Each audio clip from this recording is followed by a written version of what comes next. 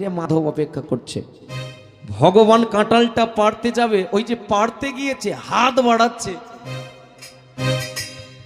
সে কেন পাবে? হাত আর পাই না।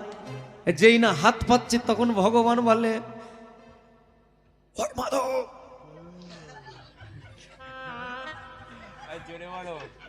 ওই মাধব, আরে হাত পাচ্ছি না।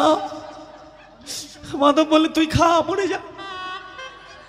বলে, আরে হাত পাচ্ছি না তো। বলে, আমি কি করব? বলে, তুই এপারে আ। বলে, আমি কি করে যাব? বলে, দেখ আমি তোকে টেনে নেব। বলে, কি করে? বলে, এই যে আমার যে চাদরটা আছে, এই চাদরটা আমি তোকে ছুঁড়ে দিচ্ছি, তুই ধরে নে, আমি টান মারবো, তুই এপারে চলে আসবি। সে যেই বলেছে, মাধব তখন বলে, তুই কি মারবি? বলে, কেন টান মারবো? বলে, দেখ তুই যে টান মারবি, টান মেরে দিলে দেওয়ালে আমার সব ছাল ছিঁড়ে যাবে, আমার টান মেটাবে কে? সে ভগবান বলে, আপাতত চলে আই, কাঁঠাল খেয়ে নেই, পরে ভেবে দেখবো।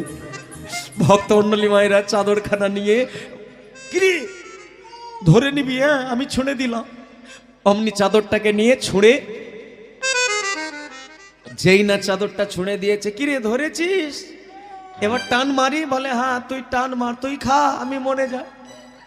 অমনি ভগবান দিয়েছে একদম টান। যেই না টান মেরেছে, একদম মাধব একদম ছিটকে প্রাচীরের ওপারে চলে গেল।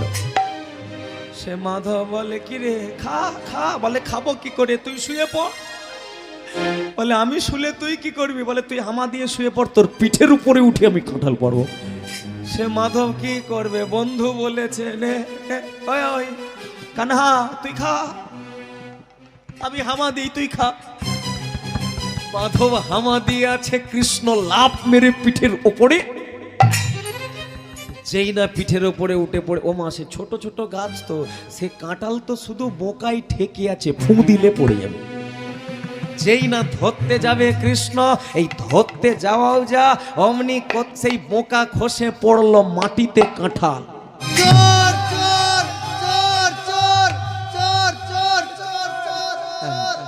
একদম যা হবার তাই হলো, দারোয়ান সব চলে এলো, চোর চোর চোর চোর। সে পাকা চোর ভ্যানিস। না না, সে চোর, আসল চোর নয়, কাঁচা চোর। বলে, কানহা কানহা রে কানহা। দারোয়ান বলে, বাবা উঠে এসো, কদিনের ব্যবসা, আমি কানা নই, আমি দেখতে পাই।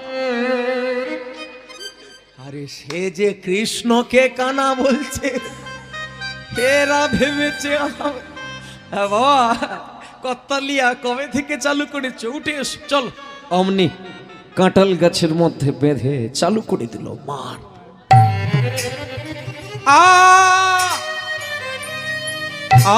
পারি না আর, মেরো না এমন করে, আর মেরো না। রক্তারক্তি করে দিল আবার কাঁঠাল গাছের তলায়। ভক্তমণ্ডলী মায়ের এমন মার মারলো, ছটফট করছে, যন্ত্রণায় কষ্ট পাচ্ছে। ওদিকে জগন্নাথ দেবের আরতি করতে যাবে পূজারী। জগন্নাথের মন্দিরে যখন পূজারী আরতি করতে যাবে, দেখতে পেল জগন্নাথের গলার চাদরটা বেশ কিছুটা অংশ ছিঁড়ে গিয়েছে। যেই না চাদর ছিঁড়ে গিয়েছে, পূজারী হাত জোড়ো করে বলছে, প্রভু প্রভু, আপনি কি কোথাও গিয়েছিলেন? জগন্নাথ বলে উঠেছে, আজকে রাত্রিতে আমি গিয়েছিলাম মাধবকে নিয়ে কাঁঠাল চুরি করতে গোপাল দাসের বাগানে, তাই চাদরটা প্রাচীরে লেগে ছিঁড়ে ওখানে রয়ে গেছে, ছেঁড়া অংশটা। অমনি পূজারী ঘন্টাটা ফেলে দিয়ে ছুটতে ছুটতে চলেছে, গোপাল দাস।